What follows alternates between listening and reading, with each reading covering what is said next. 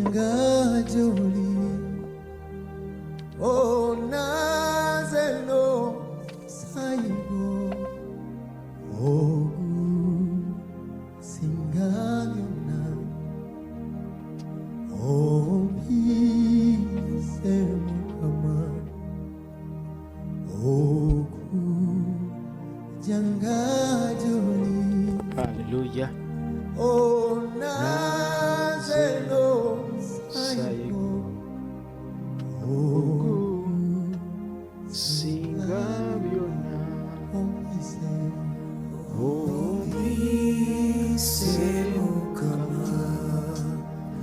oh janga joli, oh nazelo saigo.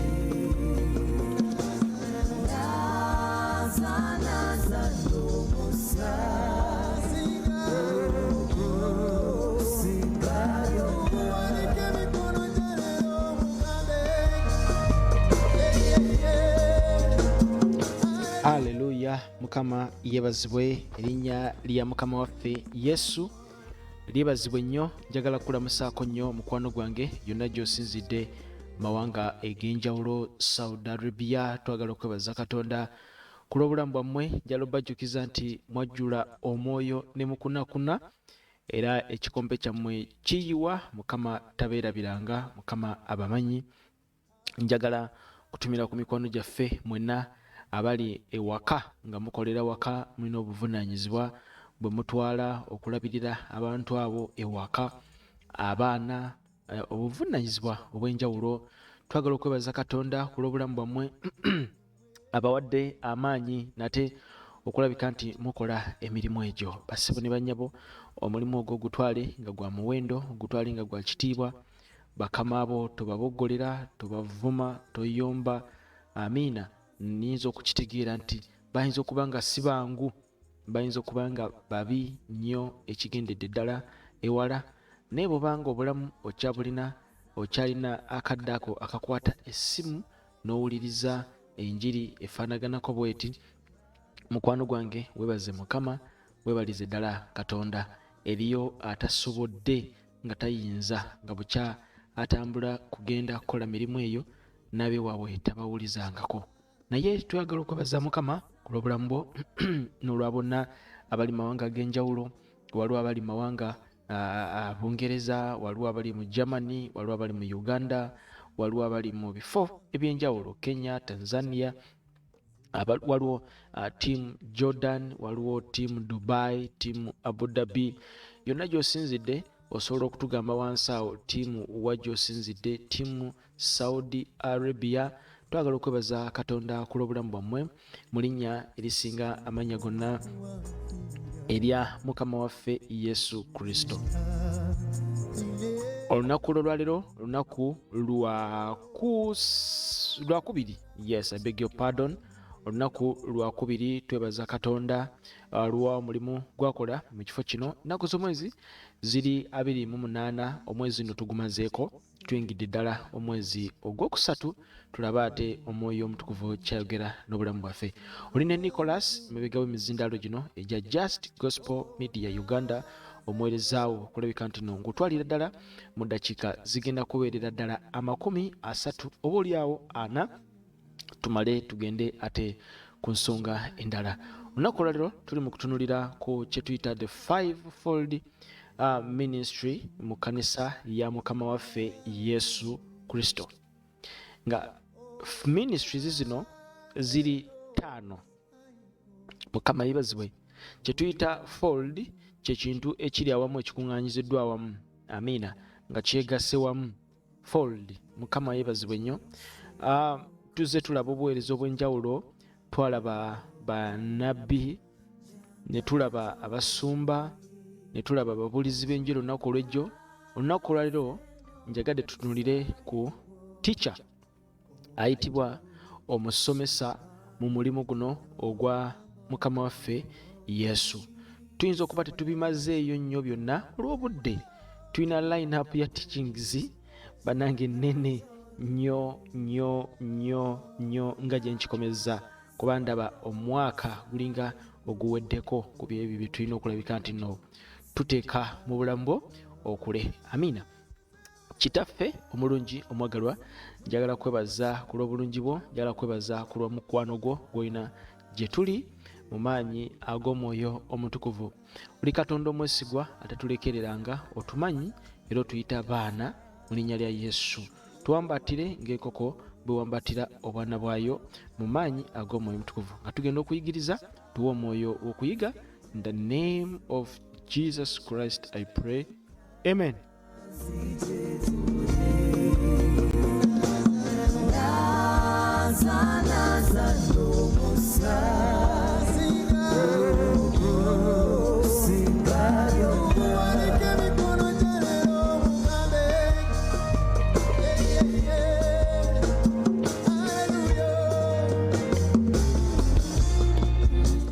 Befeso essula ya 4 n'olunyiriri lwa 10. Befeso essula ya 4 n'olunyiriri olw'e10. Twala okwebaza Katonda ajja atukuza mpola mpola. Twatandika mu kifo kino ng'ebyewandikibwa tetubirina ku screen, tekinologi nga tumwetaaga, nga twetaaga ebyuma eby'amaanyi. Mukama akitukoledde. Abajjukira gye tuvudde nga ba admin prosi wanyana banoonya ebyewandikibwa ne babipostinga wano nga basumbuyizibwa. Naye twebaza Katonda nti ekyandikibwa kye tusoma kijja butereevu ku screen yo. Atakubidde Mukama mu ngalo, omanya ng'oyo yali mu kuloga ekkanisa ya Kristo ereme kugenda mu maaso. Bannange ngambye nti mukubire ku Mukama mu ngalo ez'amaanyi olwa progress. Ne kamera, Mukama yatuwa kamera, ezimu ku cameras ez'omulembe, ezimu ku cameras ez'omulembe. Mukama yebazibwe. Bwe njogera ku ezimu ku cameras ez'omulembe mba nkitegeeza. Mukama yebazibwe. Ate natuwa laptop ey'amaanyi, ezimu ku laptops ez'amaanyi. Kakati bwe tutakubira Mukama mu ngalo tuba tunoonya ki ekirala? Gwe atakubye mu ngalo nkulaba, ateebazizza ku Mukama nkulaba, gwaloga enkuba n'erima kutonnya ku kyalo ky'ewammwe awo. Twebaza Katonda. Befeso essula ya 4 olunyiriri lwa 10. Bayibuli esomesa nti eyakka era yewuuyo eyalinnya waggulu ennyo okusinga eggulu lyonna, alyoke atuukirize byonna. Era olunyiriri lugamba Befeso 4:11, era oyo n'awa abalala okubeera abatume, n'abalala bannabbi, n'abalala ababuulizi, n'abalala abalunda. Tuli ffenna ababuulizi, abalunda, n'abalala abalunda n'abayigiriza. Mukama waffe yebazibwe. Tuli ffenna ate nno tumanyi n'okukyusa ne tuteekako ne mu luzungu, tusaagisa, tetuli bakusaaga. And he gave some apostles and some prophets and some evangelists and some pastors and some teachers. So kitegeeza nti bwe tuva ku ba teachers tugenda tulabe ba apostles betugenda okulabika nti no tusembyayo. Twagala tumalirize mbwangu kubanga bingi betulina okutunulira okulaba. Amen. Now, but teachers naye lwaki abikola? Why? Akola ekintu ekyo for the perfecting of saints, for the work of the ministry, for the edifying of the body of Christ. So the body of Christ has to be edified. It has to live in unity, in faith, and in the knowledge of the Son of God, as we be perfected. So these gifts, these ministries, they push us to the measure or the stature to know the fullness of Christ. Bitukumaakuma ne bitusembeza okumanya Kristo n'okusimbibwa okubeera rooted. Kama fibazibwe nnyo. Zino ze teachings ezimu abantu ze bataagala kuwuliriza. Bwe tutuuka ku teachings, ekirabo ekya teacher tekiri so much common in the body of Christ. Reason being, kiri kind boring, kirwawo, tekinyuma,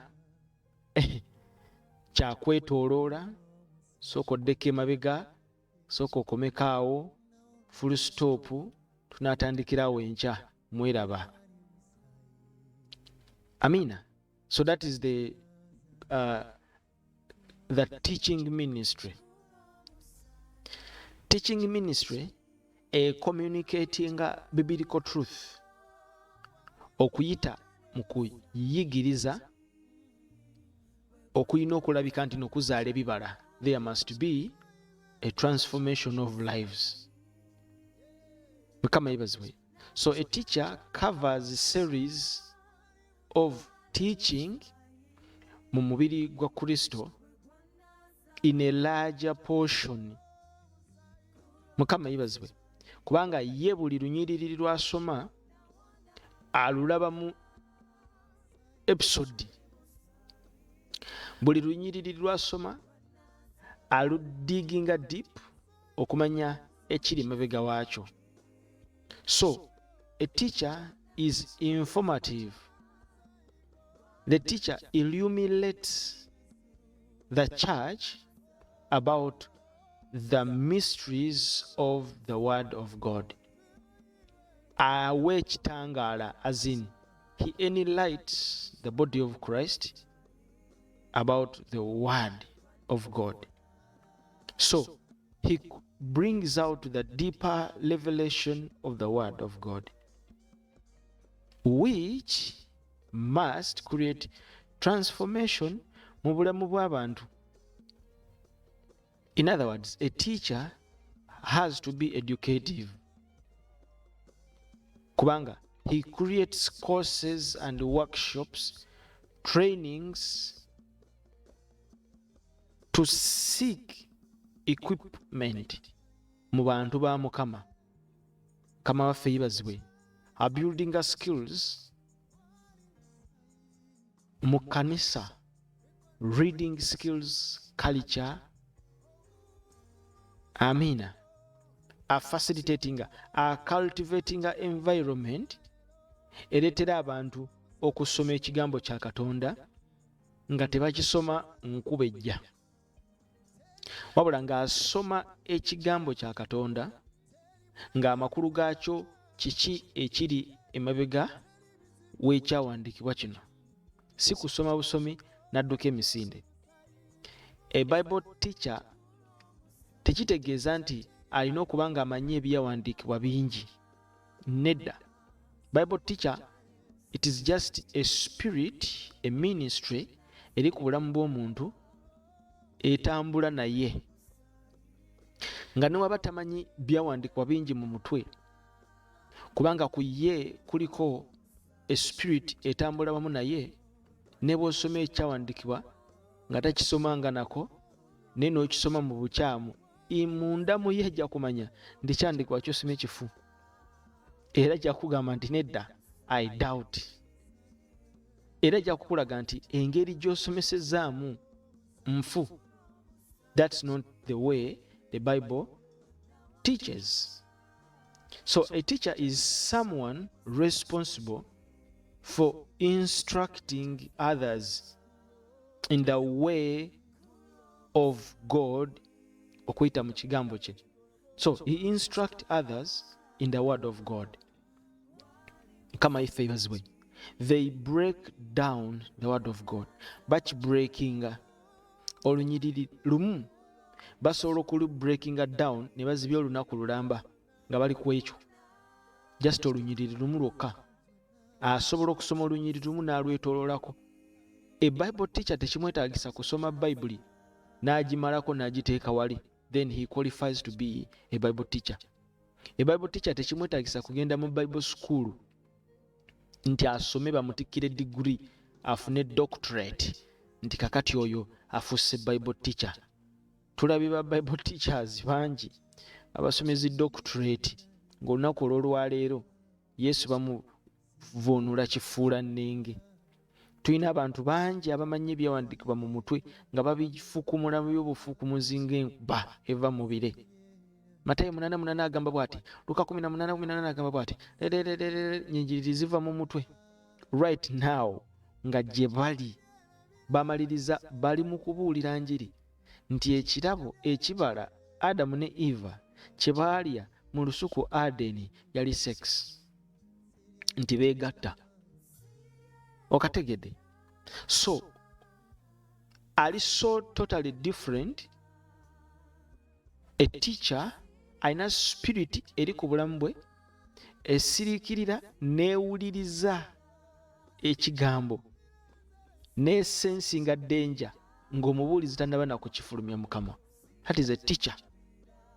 Akutunulira bw'ati then n'amanya nti there is something wrong in your teachings. Kakati ye kyakola, Katonda kye yamuwa nti asiriikirira, ne bw'oba oyogedde ebigambo 100 naye ebigambo ebibiri ebisooka bwe bibanga bifu, then ebigambo byonna ebigenda okuddako, a teacher qualifies you to be a cult. Mukama yeebazibwe. Tuli ffenna kakati kubanga ye agoberera method and the answer. Before he gets to the answer, he must make sure that the method is correct. Method ki gy'okozesezza okutuuka ku ekyo. So method ya teacher, it is to break down the scriptures. A teacher breaks down the scriptures until he goes to the final conclusion. Si kutuukira butuukizi ku nsonga. Omubuulizi, Bayibuli etusomesa mu kitabo ekya Timoseewo ekyokubiri essuula essookera ddala n'olunyiriri ndowooza olw'ekkumi gye tuba tutandikira mu linnya lya Mukama waffe Yesu Kristo. Bayibuli esomesa nti naye kirirabisibwa kaakano olw'okwolesebwa kw'omulokozi waffe Kristo Yesu eyajjawo okufa n'amulisa obulamu n'obutazikirira olw'enjiri. Musonyiwemuko olw'obulago bwange bukutekutemu. Amiina. olw'ekkumi gye nateresebwa omubuulizi gye nateekerwawo omubuulizi era omutume era omuyigiriza. Tuddeyo emabega olw'ekkumi. Timoseewo ekisooka, Timoseewo ekyokubiri olunyiriri olusooka n'ekkumi, sula esooka olunyiriri lwa 10, beg your pardon. Naye kirirabisibwa kaakano olw'okwolesebwa kw'omulokozi waffe Kristo Yesu eyajjawo okufa n'amulisa obulamu n'obutazikirira olw'enjiri olw'enjiri gye nateekerwawo omubuulizi number 1, omutume number 2, era omuyigiriza. Kakati nina ekintu kye njagadde twogeremuko katono. Omubuulizi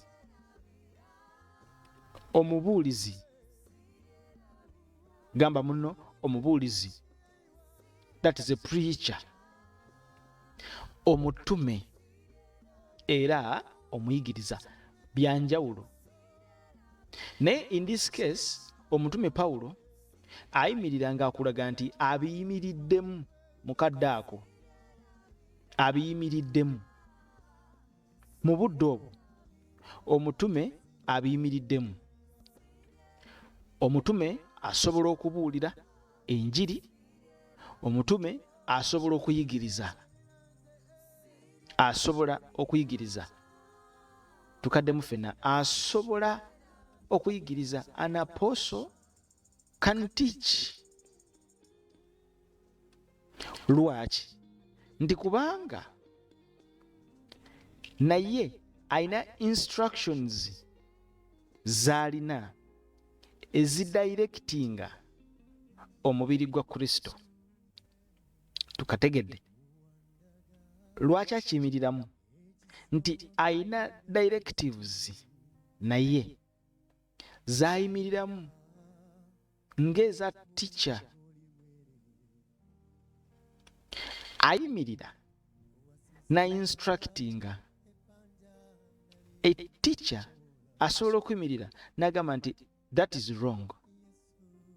Ekigambo kya Katonda si bwe tutyo bwe tukisomesa, osomeseza bifu, kubanga gwe omulimu gw'alina okukola. It is to equip the saints with the truth of the word of God. So ojja kwetegereza nga teacher patterns with an apostle to convey a scripture endorsement. Nti bagenda kukiriziganya bonna nti this scripture cannot be endorsed in the doctrine of our Lord Christ. This is not a sound doctrine. Enijigiriza nkyamu. So an apostle has that ministry, and the teacher has also that ministry. Naye ojja kwetegereza preacher nga talina, a preacher nga talina that ministry. A preacher, kizibu nnyo a preacher to endorse a certain scripture.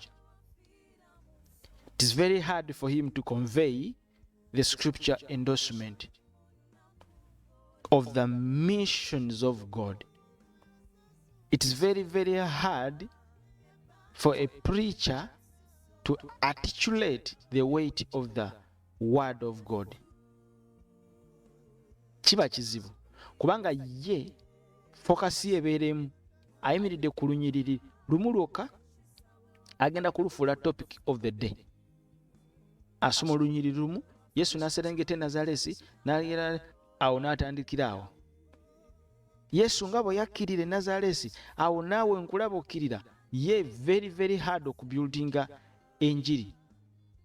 A preacher can excite a crowd over nothing.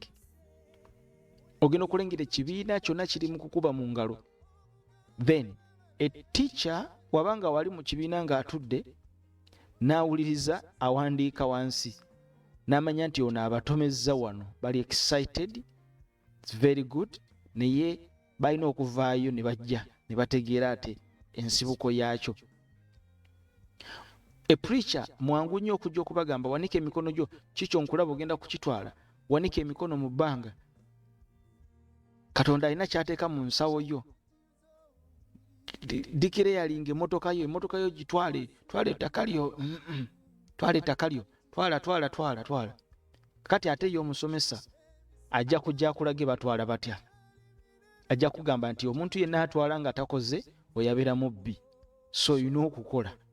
Tewali kye tuyita miracle money. Sente yonna eriko note ya bank erina responsibility, so you have to work. Mukama yebazibwe nnyo. Kakati a teacher concerns the substance of the gospel preached. He has to explain the deeper of the word of God. He packages the revelation. Mukama waffe yebazibwe nnyo. So teacher mukulu nnyo mu buweereza, kubanga alina okupataninga ne apostolic, alina okupataninga ne prophetic, alina okupataninga ne evangelist, ate at the same time alina okupataninga ne pastor. Ayimirira n'agamba no, ekigambo kino kisomeseddwa kifu. That is the work of a teacher. Mukama waffe yebazibwe nnyo. So he stands in the body of Christ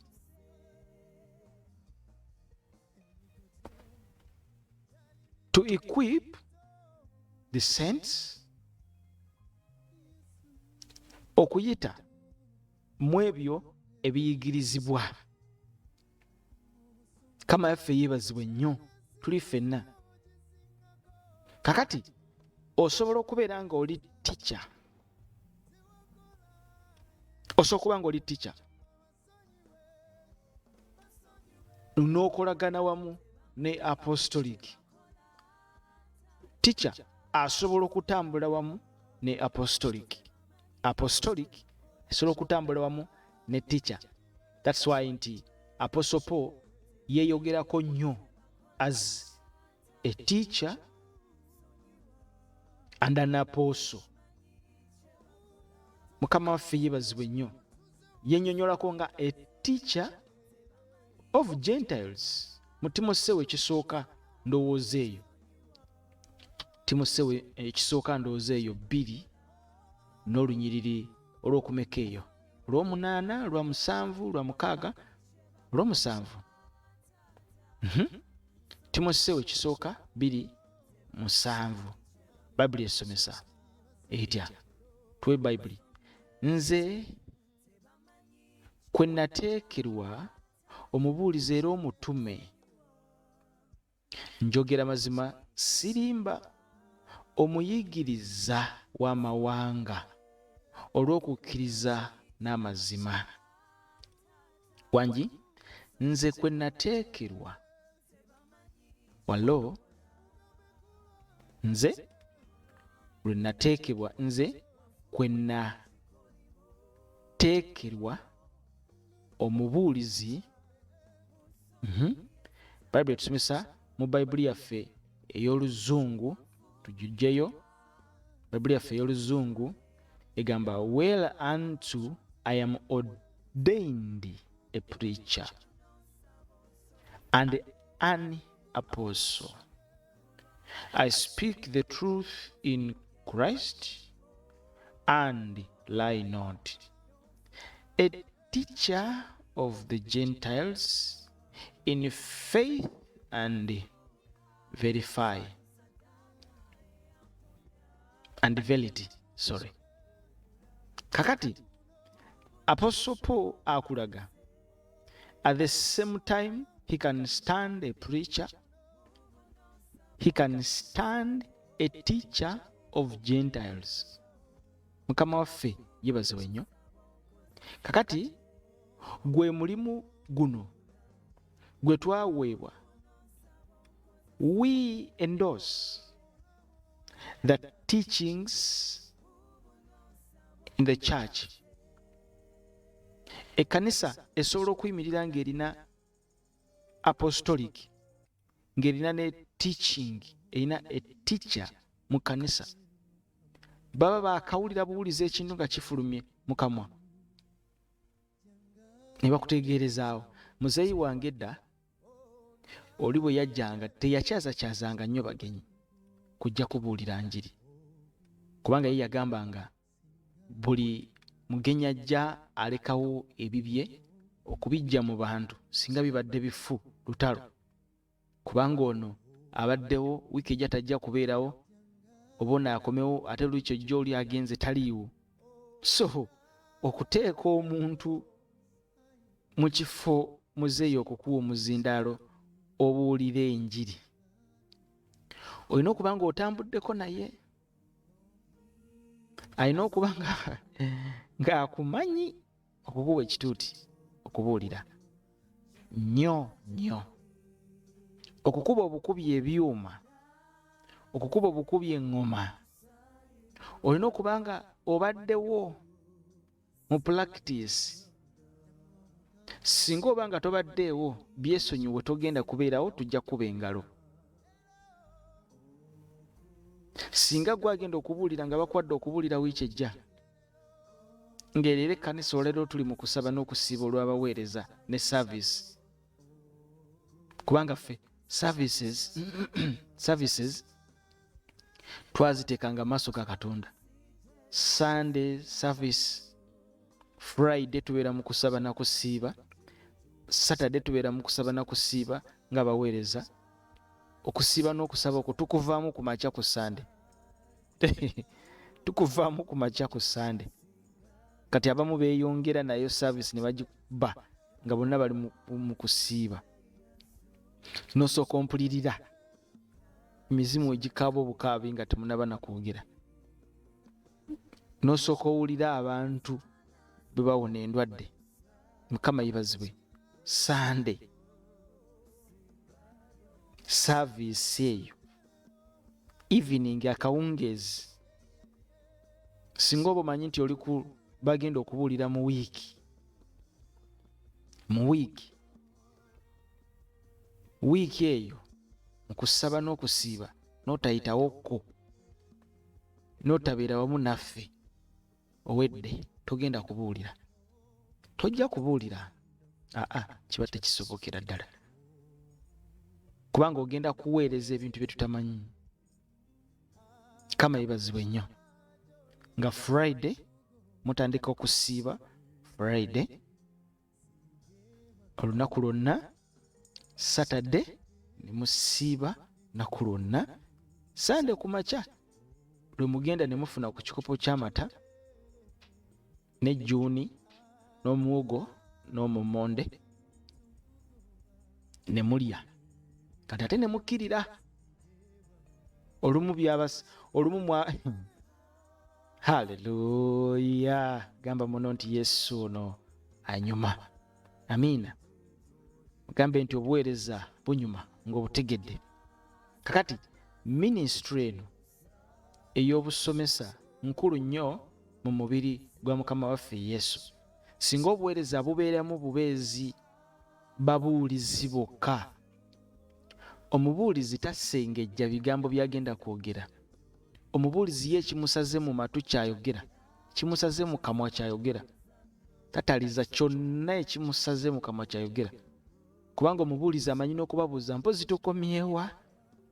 Munzijukize, omubuulizi amanyi n'okuva ku mulamu anasooka avuma obuvumya abantu. Ne bamujjukiza bujjukiza nti wayi mukama wange obudde bugenda buggwayo.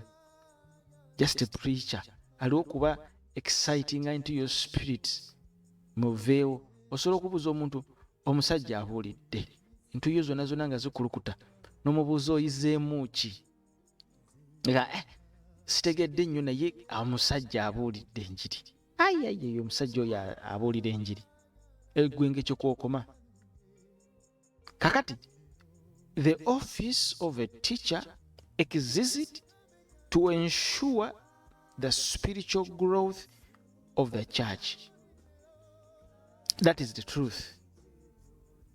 I know equipping a kanisa with the knowledge and understanding of the word of God. Mukama waffe yebazibwe nnyo. Kati ekanisa ya Mukama waffe Yesu erina okubeera ne mentality nti ekigambo nga bw'okisomye tekiri just nga bw'okisomye. Tekiri just kubeera bubeezi nti osomye ekitabo kya Nketta mu bizinga, kigenyaagenya Pawulo kiri mutu kiva e Bulaaya n'osoma akatabo n'okalekaawo n'odduka emisinde. Kisukka ku ekyo Katonda bwe yayagala ensi bw'atyo n'okuwaayo n'omwana we omu yekka. Kitegeeza ki? Kati omubuulizi kyangu nnyo okudduka. Katonda bwe yayagala ensi n'okuwaayo n'awaayo omwana we. Bassebo ne bannyabo, Katonda akwagala kubanga yayagala ensi. Kati gwe omubuulizi oli wa ddembe okudduka emisinde. Era ekibiina kyangu nnyo okuba mu ngalo. Naye omusomesa agenda kujja atunulire nti Katonda bwe yayagala ensi, full stop. Ensi ki gye yayagala? N'asibamu nadda ku ekyo. Nsi ki? Kubanga tulina ensi ey'omu mwoyo, tulina ensi ey'omubiri. Otyo ensi ey'omubiri n'ensi ey'omu mwoyo, Katonda nsi ki gye yayagala? N'addayo ku lubereberye. Byonna addayo ku lubereberye. Mukama yebazibwe nnyo. Ebiseera ebisinga bwe tutyo bwe tubeera tutambula. Kati ekyo kyokka asobola okukimalako ewiiki ennamba. Mukama waffe yebazibwe nnyo. Hallo. Kakati ekkanisa ya Mukama waffe Yesu esobola okubeera n'abantu nga tebali familia na byawandiikibwa, nga tebali familia, authenticity y'ebyawandiikibwa nga tebagirina, nga boogera bwogezi, bigambo, babuulira bubuulizi, kudduka misinde kugenda. Kakati ye omusomesa alina okubeera nti no awuliriza n'abikula revelation ey'ekyawandiikibwa, and he brings the understanding. That's why Jesus yali recognized as a teacher, rabbi, kubanga yabuulira ate n'abikula ne revelation mu kigambo kya Katonda eri abo abamugobereranga. Mukama waffe yebazibwe nnyo. So a teacher mentors. A teacher mentors.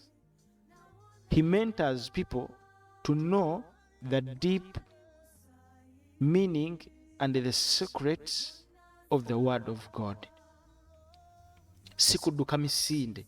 Kyangu nnyo omubuulizi w'enjiri okukwata n'agamba ensolo namba 666. Mubuulizi kyangu nnyo okugamba ndi 666. Buli wolengera 666 dduka emisinde. Kyangu.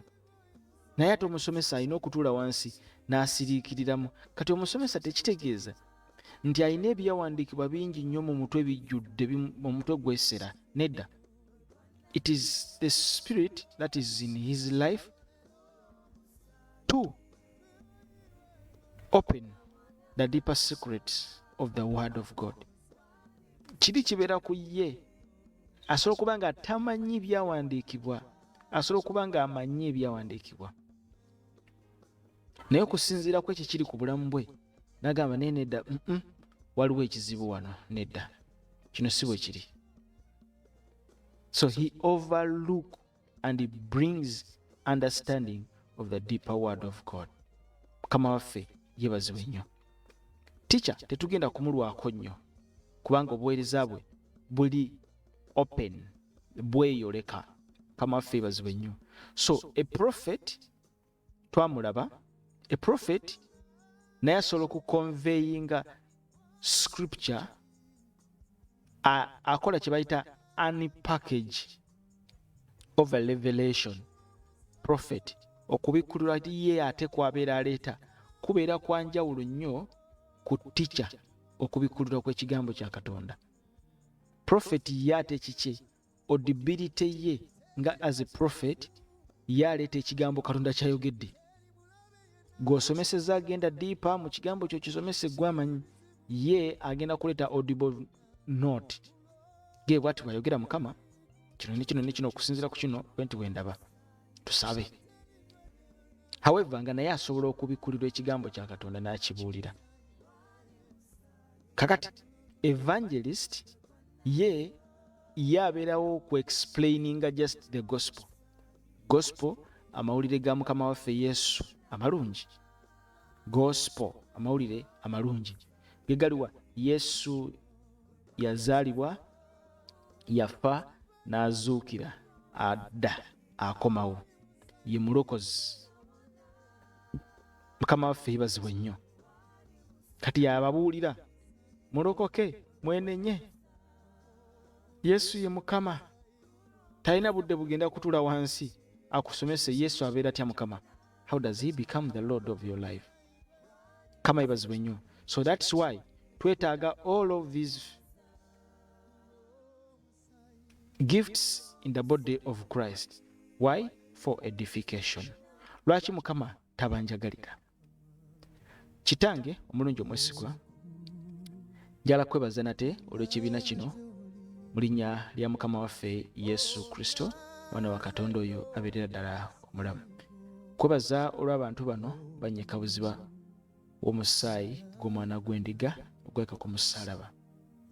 Banyweze tambula n'obulamu bwabwe, ababadde baweddemu amaanyi.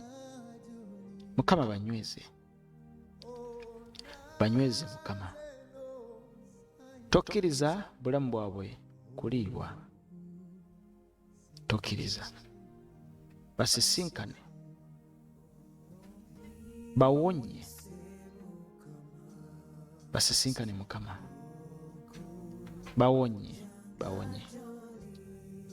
Wala balina emitima egimenyese, basisinkane mu linnya lya Mukama waffe Yesu. Basisinkane Mukama, basisinkane obulamu bwabwe.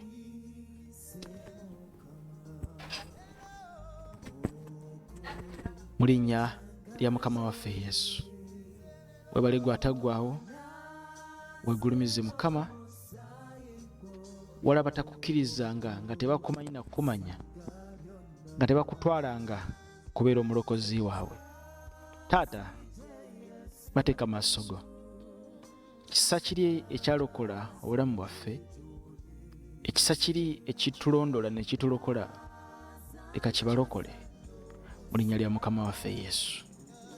Bawe okumanya n'okutegeera, bamanye nti gwe Mukama w'obulamu bwabwe. Banyweze mu kigambo kyo, omubi ng'anoonya baanaalya bano baleme kubeerako. Obanyweze mu linnya lya Mukama waffe Yesu. Musaayi gwe gweka ku musaalaba gubambale, gubakuume, omubi aleme kubakombako wadde. In Jesus' mighty name. Mbanirizaako nnyo Just Gospel Media Uganda, Facebook pages, YouTube channel, TikTok account awamu ne WhatsApp fellowships.